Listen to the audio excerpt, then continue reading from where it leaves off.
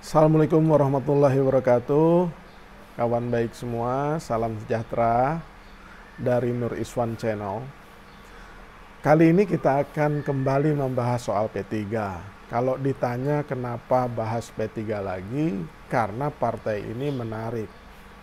Hanya partai dari era Orde Baru inilah dibandingkan dengan PDIP dan Golkar, P3 ini hampir menjadi tragedi sejarah politik Indonesia di tahun 2019.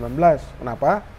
Karena dua partai tersebut, PDIP dan Golkar, itu terus-menerus bisa bertahan, bahkan menjadi pemenang, bertukar tempat gitu. Tapi P3 ini malah suaranya anjlok terus. Nah, ini menjadi pertanyaan penting, karena kalau P3 sampai tidak lolos, ini merupakan tragedi sejarah politik di Indonesia.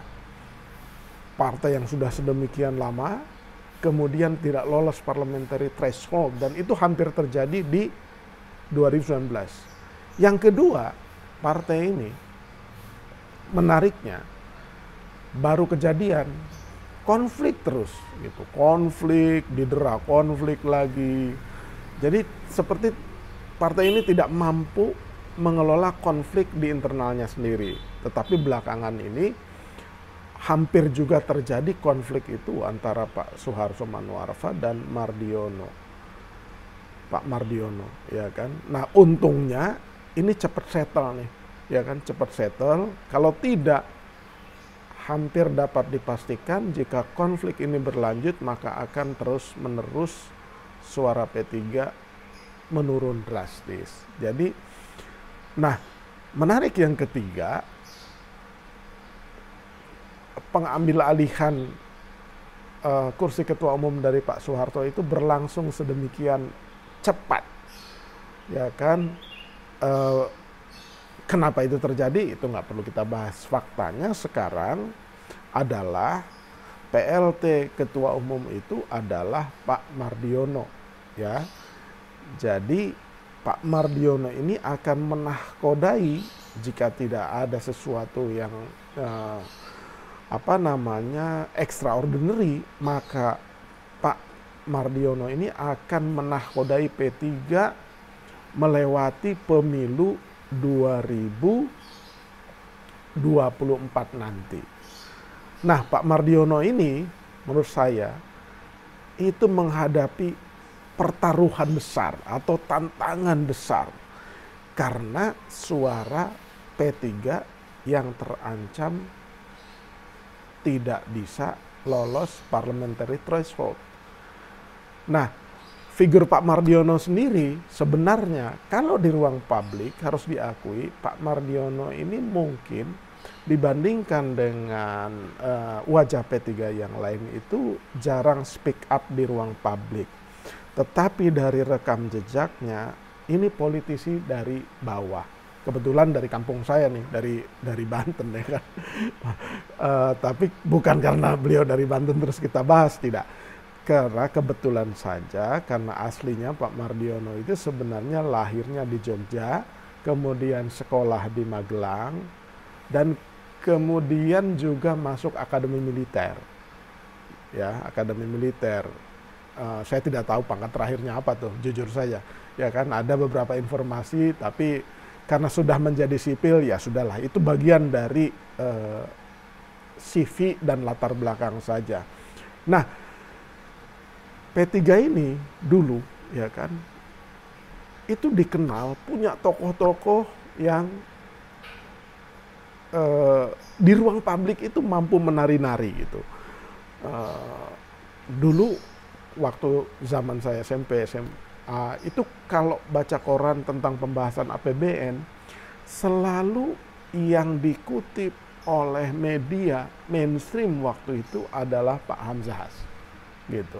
Jadi Pak Hamzahas itu kalau menganalisa APBN itu bagus sekali. Tokoh yang lain ada seperti misalkan singa betina podium, ya kan? Wah, julukannya gitu. Namanya tuh ada Ibu Aisyah Amini, kemudian ada Ali Hardi Kiai Demak, ya kan? Ada Ali Marwan Hanan, ada Zarkasih Nur, ya kan? Ada siapa lagi? Ada tokoh lokalnya itu yang menolorkan mega bintang, namanya tuh Mudrik Sangidu, ya kan? Dulu Rhoma Irama pernah jadi tokoh ini. Zainuddin MZ juga pernah berkampanye untuk P3, gitu. Bahkan kalau dilihat sejarah, yang namanya Cak Nun itu pernah mengatakan memompa ban kempes, ya kan, untuk P3. Kesimpulannya, ini partai sebenarnya punya akar rumput yang kuat, punya sejarah yang hebat. Ibarat kendaraan, ini adalah kendaraan Mercy, ya kan, tergantung nahkodanya. Nahkodanya bisa membawa partai ini menjadi kembali besar atau tidak. Coba kita lihat data, ya. Data ini saya kumpulkan dari berbagai sumber. Tahun 99. Kita mulai dari tahun 19. Atau kita tarik ke 1999 dulu, ya. Perolehan kursinya di bawah kepemimpinan Pak Hamzah Has itu 59 kursi. Ya. Suaranya berapa? 11,3 juta. Itu 10,7% dari total suara sah. Ya kan? Kemudian 2004 turun. Tapi turunnya cuma 1 kursi. Menjadi hanya 58. Dari 59 menjadi 58. Suaranya berapa? Jumlah suaranya 9,2 juta. Itu sekitar 8,15%. Kemudian tahun 2009. 2009 itu anjlok menjadi 38 kursi. Ketua umumnya siapa? Surya Darmali. Ya kan? 2009. Suaranya itu 5,5 juta atau 5,3%. Itu anjlok dari tadinya 4 besar, ya kan, menjadi 6 besar. Kemudian 2014 naik 1 kursi dari 38 menjadi 39. Suaranya berapa? Naik juga 8 juta. Ya kan? Prosentasenya 6,53%. 2019 berapa? Anjlok, kawan baik semua. Dari 39 kursi yang ekuivalen dengan 8 jutaan suara atau 6,53%, itu anjlok menjadi hanya 19. Artinya 20 kursi itu hilang. Persentasenya itu 4,52%. Ya, batas parliamentary threshold itu 4%. Jadi hampir hilang partai ini, setara dengan partai Hanura dan PSI, Perindo yang tidak lolos ambang batas, ya kan? Nah, contoh kemarin di DKI itu dari 10 kursi menjadi 1 kursi, ya kan? Di berbagai wilayah juga sama. Di Jawa Barat juga sama. Yang menarik justru di Jawa Tengah dan Jawa Timur itu kursi di tingkat DPRD provinsinya itu agak stabil. Artinya apa? Artinya partai ini sebenarnya basis konstituennya itu kokoh. Ya, kokohnya itu kenapa? Karena partai ini lahir dari 4 fusi partai tahun 50-an.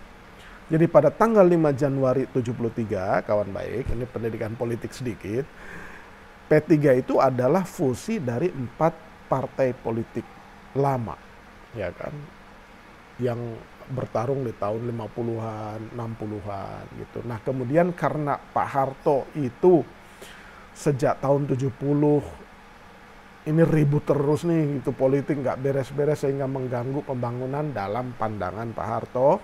Kemudian diubahlah sistem partai tersebut menjadi penyederhanaan partai-partai politik yang memaksa P3 salah satunya dalam tanda petik menjadi korban politik waktu itu, kok dalam tanda petik ya kan, karena kalau sisi pandangnya Pak Harto dan sebagian para pendukung Pak Harto, udah deh kita jangan politik terus, capek gitu. Nah, persis tanggal usulannya tahun 70 Pak Harto di pidato PNI ya kan di depan Partai Nasionalis Indonesia, kemudian 73 itu diwujudkan dengan terjadinya fusi 4 partai Islam ke dalam satu partai yang disebut sebagai Partai Persatuan Pembangunan. Kalau bahasa Inggrisnya itu United Development Party, ya kan? Partai apa aja?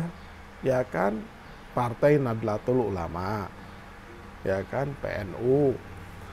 Kemudian Partai Muslimin Indonesia. Ini yang dulu Masyumi namanya, ya kan. Kemudian PERTI, Partai Islam Persatuan Tarbiyah Indonesia, ya kan, PERTI. Kemudian PSII, Partai Syarikat Islam Indonesia, PSII. Jadi 4 partai itu ya. Nah, sehingga akarnya itu menancap kokoh sampai tingkat desa-desa gitu. Jadi wajar apabila partai ini bisa bertahan sedemikian lama. Contoh kawan baik, di kampung saya, ya kebetulan ibu dan ayah saya berasal dari Pandeglang. Ada satu kecamatan di sana itu kecamatannya ibu saya tuh. Nama kecamatan itu adalah Menes. Sejak Orde Baru, walaupun ditekan sebagaimana luar biasa, ini satu kecamatan ini, itu P3 menang mutlak di situ. Menang mutlak di kampung ibu saya. Jadi kakek nenek saya tuh saya masih ingat tuh ya kalau milih partai ya Ka'bah semua gitu. Ka'bah semua keluarga besar di sana itu. Sehingga wajar di Pandeglang, kalau sekarang nama dapil DPR-nya itu Banten 1, Pandeglang Lebak, itu masih bertahan 1 kursi. Karena memang basis pendukungnya di Pandeglang dan Lebak, terutama juga Banten keseluruhan, itu P3 itu punya basis akar rumput yang cukup kokoh. Hanya saja sayangnya dari 3 dapil di Banten, yang bisa bertahan itu cuma dapil 1 Pandeglang Lebak, ya kan? Itu dapat 1 kursi. 2 kursinya lagi Banten 2 itu Serang Raya, kemudian Cilegon, ya. Serang Raya itu kabupaten dan kota. Juga dapil Banten 3 itu Tangerang Raya, Tangsel, Kabupaten Tangerang, ya kan, Kota Tangerang, itu juga hilang. Dari 3. Di DKI juga sama, hilang 3, ya kan. Jadi 20 kursi itu hilang, diantaranya itu 2 dari Banten, ya kan, 3 dari DKI Jakarta. Satu lagi yang paling kuat itu juga Sukabumi, ya kan. Itu Jabar 5 kalau tidak salah, juga hilang di situ. Kemudian Jabar 3, ya kan. Nah, yang deket-deket aja, yang gampang ngapalinnya. Jabar 3 itu kalau tidak salah ya Cianjur dan Kota Bogor mungkin, karena Kabupaten Bogor tuh dapil sendiri. Kabupaten Bogor itu masih bertahan karena di sana ada bupatinya Pak Rahmat Yasin dan Eli Rahmat Yasin gitu. Jadi keluarga Yasin ini mampu merawat konstituen di Bogor. Tapi di Jabar 3, Kota Bogor dan Cianjur dan Jabar 5, Sukabumi itu hilang. Seingat saya Jabar 5 itu anggota DPR-nya almarhum Tehereni, ya kan. Nah, kembali ke soal P3 ini, jadi Pak Mardiono sekarang menahkodai dalam satu format tantangan yang berat gitu. Pertanyaannya, bagaimana P3 sekarang di bawah pilotnya Pak Mardiono ini menghadapi pemilu 2024 nanti. Tidak bisa dipungkiri bahwa partai itu salah satunya amat sangat tergantung dari para pemimpinnya. Tentu saja pemimpin itu ada di tingkat DPP, yakni Ketua Umum, yakni Pak Mardiono, ada tingkat DPW di setiap provinsi, ada di tingkat DPC, ya kan, sampai tingkat ranting di bawah. Nah, inilah namanya mesin politik. Tetapi narasi, inspirasi, program aksi, strategi itu harus disusun bersama dan dinarasikan oleh Pak Mardiono. Jadi Pak Mardiono ini mewarisi masalah yang besar di internal P3. Mampukah ia?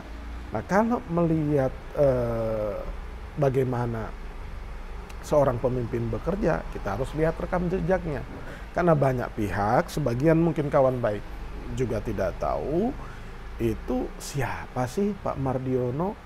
Oh, Pak Mardiono itu One Team Press. Oh, Pak Mardiono itu Wakil Ketua Umum P3. Oh, Pak Mardiono itu pernah jadi Wakil Ketua Umum. Kemudian, oh, Pak Mardiono itu dulu ternyata pernah menjadi Ketua DPW Banten P3. Gitu. Sebelumnya aktivitasnya apa? Aktif di Kadin, karena beliau itu adalah seorang pengusaha. Biasanya pengusaha itu practical thinking. Jadi pemikirannya itu praktis dan dikaitkan dengan realita sosial. Nah, karena beliau pernah menjadi ketua DPW, pasti beliau bisa menangkap bagaimana nafas kehidupan partai di tingkat DPC dan ranting. Lawang beliau pernah menjadi ketua DPW gitu. Nah, artinya jam terbangnya sebenarnya mendukung, pengalamannya mengelola partai itu ia miliki. Karena pengalaman itu harus, namanya pengalaman itu harus dialami gitu. Pengalaman itu nggak ada tokonya tuh, gitu, nggak ada tokonya. Di tempaan itu harus dialami. Nah, di zaman Pak Mardiono, P3 itu mampu mempertahankan 3 kursinya di DPR gitu. Nah, Pak Mardiono juga ini pengusaha, ya kan, pengusaha. Nah, kalau udah pengusaha, kalau lihat dari LHKPN-nya, urusan dengan dirinya itu udah selesai gitu. Jadi kalau beliau bekerja, ya diharapkan pengabdian saja, ya kan, tidak melakukan tindakan-tindakan yang kemudian mengarah ke korupsi. Kalau masih korupsi kan berarti masih kurang, ya kan. Yang bahaya itu kalau udah merasa kursi, merasa kurang, kemudian mencari-cari, akhirnya jalannya tidak benar. Dan kalau misalkan bermasalah lagi P3 sebagai akibat dari masalah ini, ya itu menjadi beban berat lagi. Tapi kalau lihat dari LHKPN-nya yang triliunan itu, ya kan, sepertinya Pak Mardiono untuk urusan ekonomi itu selesai. Bahkan mungkin, ya kan, ia menggelontorkan banyak dana untuk mengelola partai ini, ya kan. Nah, bagaimana kemudian tantangan P3 ke depan itu? Karena suasana politik, aspirasi politik dari masyarakat itu juga berubah gitu. Berubah sesuai dengan konteks basis konstituen di masing-masing wilayah. Ya kan? Hukum besinya sudah terjadi tuh. DKI, P3 mendukung Ahok, ya kan? Kemudian ada kasus tertangkapnya Romi, anjlok suaranya dari 10 menjadi 1 kursi. Nah, pasti Pak Mardiono memiliki strategi tersendiri. Apalagi beliau pernah jadi tentara, ya kan? Bagaimana tentara itu dilatih untuk memenangkan tidak hanya satu peperangan, tapi berbagai pertempuran. Artinya, kalau dari ilmu strategi perangnya itu beliau sudah punya. Cuman kalau di tentara perangnya pakai senjata, kalau di politik perangnya itu pakai apa ya? Pakai narasi, ya kan? Pakai gagasan, pakai visi, pakai misi, pakai program kerja, gitu. Bukan untuk membunuh, tapi untuk memenangkan dan meraih hati suara dari masyarakat. Nah, hingga sampai saat ini mungkin belum ada waktunya Pak Mardiono. Hingga saat ini belum ada satupun wawancara yang utuh, ya kan? Mungkin karena baru saja menjabat, kemudian aktivitas beliau itu banyak bersilaturahmi ke para sesepuh partai, ke para kiai yang menjadi penopangnya, kemudian ke berkeliling ke DPW. Tetapi menurut saya ada baiknya diatur waktu dalam waktu dekat untuk agar supaya wawancara dengan media sehingga masyarakat itu mengenal, ya kan, mengenal P3 kembali, mengenal gagasan P3 melalui Pak Mardiono, mengenal dan memahami perubahan-perubahan yang terjadi. Kemudian yang jauh lebih penting ini adalah sikap, ya kan? Sikap P3 yang menjadi bagian dari koalisi pemerintah itu jangan sampai menyulitkan P3 untuk meraih suara dan menaikkan suara. Maksudnya gini, suara arus bawah itu harus dikelola dengan baik, ya. Ini pas nih, seperti saya katakan di vlog sebelumnya itu, Pak Mardiono dengan kearifan dan kebapaannya itu memahami aspirasi dari DPW, karena tidak bisa dibendung, ya kan. Suara arus bawah yang mendukung capres itu nggak bisa dibendung. Per wilayah itu mungkin berbeda-beda, ya kan. Nah, sementara Pak Mardiono berada di elit, ya kan, menjadi bagian dari koalisi pemerintah, menjadi bagian dari koalisi Indonesia Bersatu, menjadi bagian dari istana karena beliau hingga saat ini menjadi one team press. Intimasi ini jangan sampai dipolarisasi atau dihadap-hadapkan dengan suara arus bawah. Nah, pemimpin itu kemampuan mengelola konflik dengan berbagai variabel yang sangat kompleks itu harus diuji. Maksud saya gini, jangan sampai pecat-memecat terjadi lagi, ya kan? Jangan sampai kepengurusan kembar terjadi lagi. Jadi harus ada kearifan kedua belah pihak, arus bawah DPW, DPC, dan akar rumput memahami posisi Pak Mardiono, tetapi Pak Mardiono dan elit DPW P3 itu juga memahami situasi akar rumput, sehingga terjadi kesepahaman. Ya, dengan kata lain strateginya pasti harus berjenjang, tetapi komunikasi dan koordinasi itu harus dibangun supaya jangan ada kesalahpahaman. Kalau gagal paham, saling berprasangka buruk, maka konflik akan terjadi lagi di P3. Jadi ini adalah pertaruhan besar untuk Pak Mardiono, apakah mampu menaikkan suara, ya kan? Mungkin targetnya apakah 2 kali lipat menjadi 38, 36 kembali 38 seperti yang diperoleh di tahun 2009 dan 2014, atau target optimis, ya kan, ke 58 kursi. Nah, strategi ini harus dirumuskan dengan baik dan saya kira sudah dan pasti punya strategi sendiri. Istilah saya itu jangan mengajarkan itik berenang, karena para politisi di P3, terutama Pak Mardiono itu adalah ibaratnya politisi yang sudah makan asam garam dan tahu apa yang harus diperbuat. Tapi jangan sampai ya kan tragedi sejarah politik di Indonesia itu mencatatkan P3 tidak lolos. Karena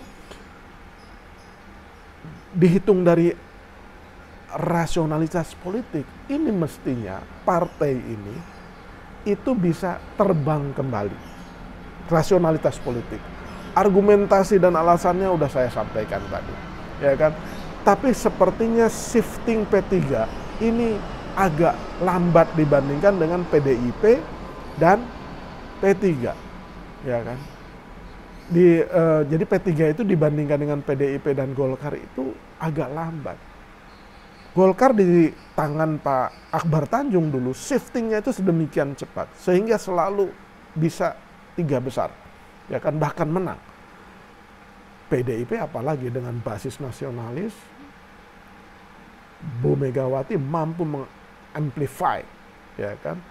Kemudian dua partai ini juga mampu merekrut kader-kader dan kader baru dan mengkombinasikannya dengan kader-kader yang lama.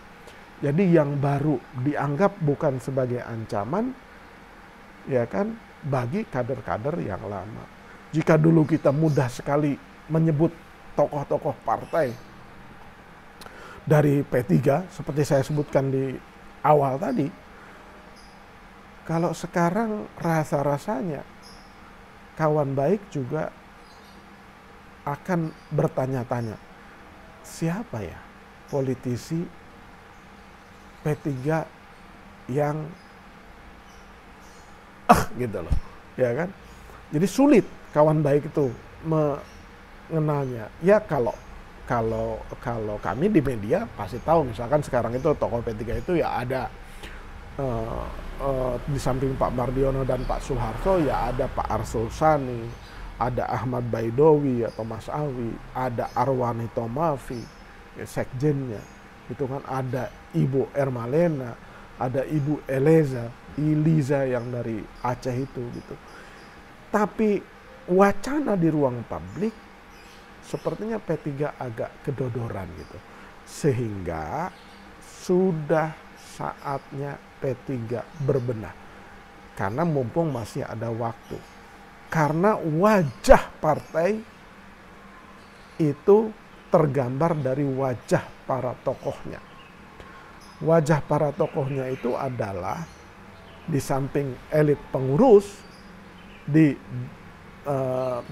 berbagai level, maka itu yang paling mudah partai itu dilihat dengan kinerja anggota-anggota parlemennya, ya kan?